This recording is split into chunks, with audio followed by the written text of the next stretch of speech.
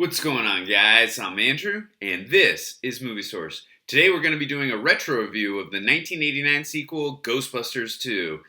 We are doing this review, of course, to get you ready for Ghostbusters Afterlife, which comes out later this week.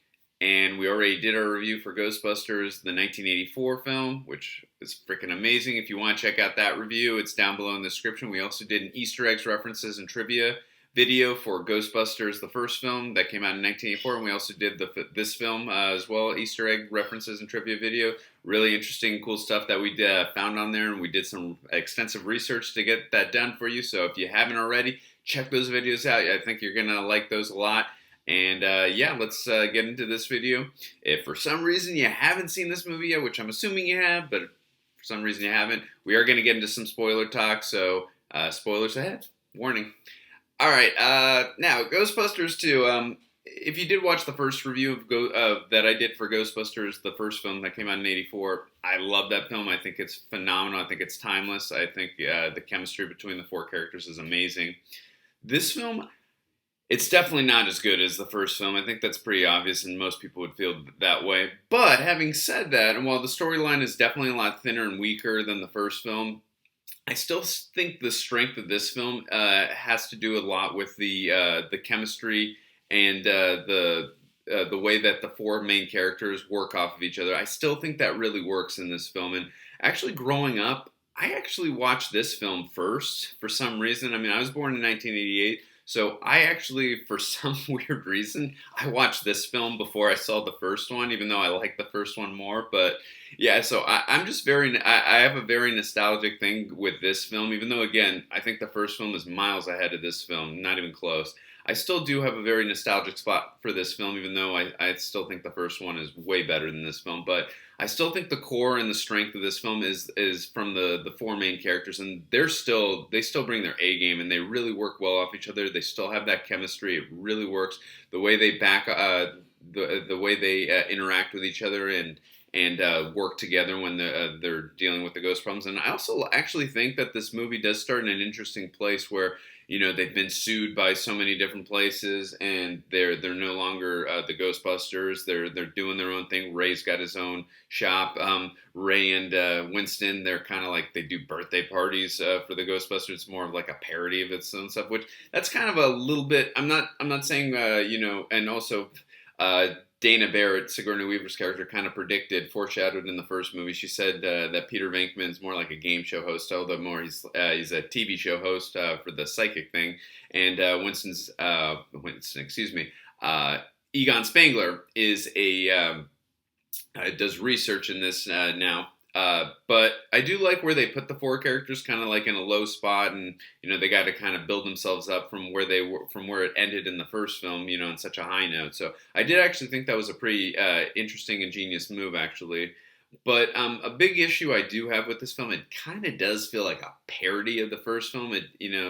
It does still do a good job of blending comedy and horror, which I thought the first film did perfectly. It doesn't do as good. It doesn't balance as well, though, in this film. And like I said, it just feels a lot more like a parody. It just, you know, in times where it wants to be a comedy or it wants to be like a horror film, it just, again, the balance isn't there like it was in the first film. But again, and the storyline is definitely a lot weaker. You can tell that this clearly wasn't mapped out the way the first film was, where they just were on the go and didn't really have a clear-cut plan on what they wanted to do. Having said that, I still do enjoy this film, and also too, we got that really cool Easter egg, rather the cameo appearance from Jason Reitman, the director of the upcoming Ghostbusters Afterlife. At the very beginning, he's the one who told the two Ghostbusters, Winston Zeddemore and Raymond Stantz, that his father thinks they're a joke, which is funny because his father's the director of the movie, Ivan Reitman. Also, too, Ivan Reitman's daughter was the girl that Egon was studying in his lab. The little girl, I think, with the dog or the bunny or the hamster or whatever she had, that was also Ivan Reitman's daughter. So cool little cameos by his kids, which you can check out in our Easter egg video. We did point those out as well, but I thought that was interesting that we got to see the upcoming director, even though I don't think he knew he was going to direct the Ghostbusters Afterlife back in 1989, or even that was even going to be a film. But anyways, it was cool that we got to see that.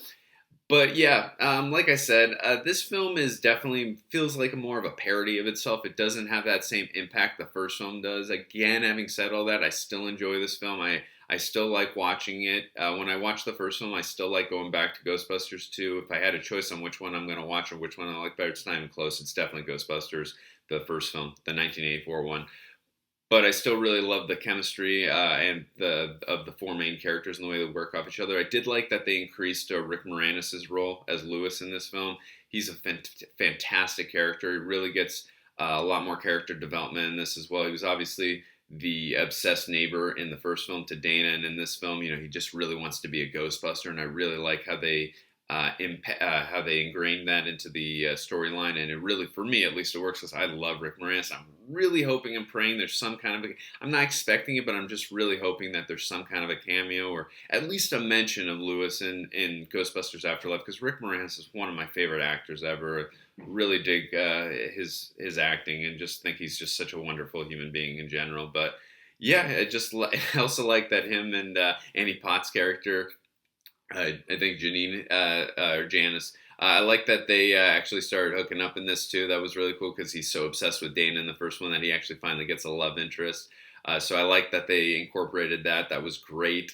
And then obviously Slimer is back in this one too. I do like a lot of the visual effects as well as a lot of the ghosts that they use, especially those twins that they use in the courtroom and some of the other ones that they use when the montage is going on like they did in the first film. I thought a lot, again, do the special effects hold up from '89? Not really, but again, at the time, it works. It's still timeless in terms of seeing it back then. It's still got that '80s charm. So it doesn't bother me when I watch it now. I'm like, those effects really don't hold up as much, in 2021. But it still works for me even when I watch it nowadays.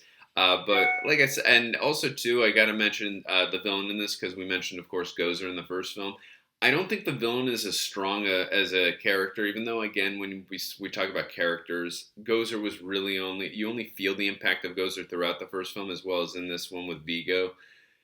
Those characters, both Gozer and Vigo, you really only get to see them interact with the Ghostbusters in the climax of both films. I personally like Gozer better. I love how they went with that David Bowie meets Grace Jones look too. But I did really like Vigo in this. I really did feel that menacing and threatening look. Even when you just look at him as a painting, he's really, really menacing and threatening as well. But when we actually see this character like out of the painting and in the flesh and like really interacting and fighting the Ghostbusters, I remember as a kid that actually did scare me. So I definitely felt like he was a threat and a scare. It was definitely a threat level to the Ghostbusters, and I really thought it was cool seeing him. And yeah, we got Wilhelm von Homburg playing him, who was in Die Hard. So yeah, I thought he did a really great job. It was interesting though, his voice was dubbed by Max von Sydow, who did like a day of recording, which again we pointed out in our Easter egg video, but. I guess when Wilhelm von Homburg found out about that at the premiere, he like stormed out of there. Kind of a little bit of a Christopher Lee Return of the King, Lord of the Rings moment where he found out he was cut and got out of there. But yeah, no, I still really liked Vigo and thought he was a great character. Thought the motivation worked, what he was trying to do, and the whole being a Carpathian and all that stuff. I thought that was great. Really worked. He was a good villain for this. I personally like Gozer a little bit more, but I still really like Vigo as well. But yeah, like I said, I still really enjoy this film. It's entertaining. It's fun. The core strength of this film is definitely off the four main cast members, the way they interact with each other, their chemistry. You can definitely tell the history that they have with each other, and they're just great together. I love a lot of their ad libs, especially, and again, still for me personally, Bill Murray. I love all four characters. I truly love them all. Harold, Egon Spangler, Raymond Stantz, Winston Zeddemore. They're fantastic. Bill Murray just stands apart always for me. He just always stands apart, but especially in these movies, he's freaking amazing. I love Peter Venkman. I mentioned in the first review, he's a womanizer. He's such a dick, but he's a charming dick. He's a dick that, you know what, like, hey, you're an asshole, but I still love you. And that's what Bill Murray does. Like, he just brings a wit and a charm that you really enjoy, and I just think he's fantastic. I know Bill Murray didn't really like this movie at all. I think he said after the film came out, he really didn't enjoy the film. But And I can see why, totally get why, especially after seeing the first film and then seeing this. I can totally get why he felt that way. I still, like, as I mentioned, the first film is miles ahead of this film, but I still feel this film is very entertaining. I just feel it's a little more of a the storyline's a lot thinner, and it's just really a parody of itself. And at certain times, it can come to a little bit of a screeching halt. Whereas the first film, there was a frenetic pace where it didn't really slow down at all, and it just really free flowed into a beautiful film. And whereas this film doesn't do that as frequently as the first film does, but I still find entertainment and enjoyment, and I'm still very nostalgic about this. And also, really quickly before we end this review, I do want to mention Peter McNichol's character, Janos Poha.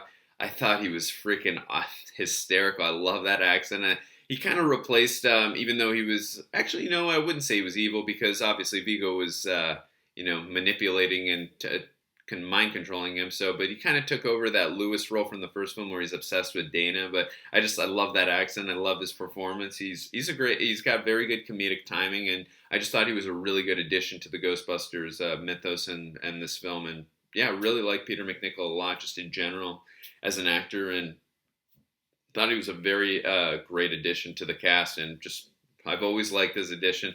Also, too, we got the character Dittmeyer, whatever his name is, the one who replaced Dickless from the first film, and he was in Wayne's World as well. That actor, and his scary movie, The Cop. He was great too. He's not as good as Dickless from the first film, but he's still really William Atherton. But he's really good in this too, as that dick who hates the Ghostbusters and just wants them out of the way.